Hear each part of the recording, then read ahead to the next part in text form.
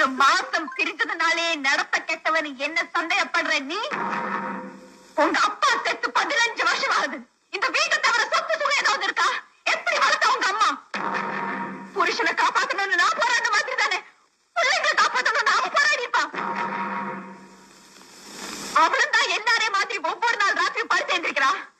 பிடிச்சு எந்திரிக்கும் போது அவ படுக்கையில மட்டும் ஏதாவது பணம் இருந்ததா?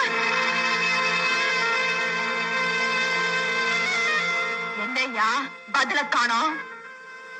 திரும்பவும் சொல்றேன், நான் நீர்ல கரைவேன், நெருப்புல உருகுவேன்.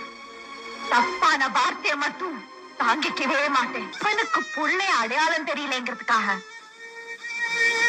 தப்பான புள்ளை ஆயிடுமா? நீ எந்த நாட்டுக்கு ராஜாவா இருந்தாலும் சரி, எனக்கு கவலை இல்லை. நான் போறேன். நீ ஓ இஷ்டப்படி, உங்க அம்மா இஷ்டப்படி யார வேணாலும் கல்யாணம் பண்ணிக்க. ஆனா உன்னை நம்பி வர்றவளை மட்டும் என்னைக்குமே சந்தேகப்படாதே. படி தாண்டினா பத்தினி இல்லைங்கிறது பழைய கதை. படி தாண்டினாலும் பத்தினி பத்தினி.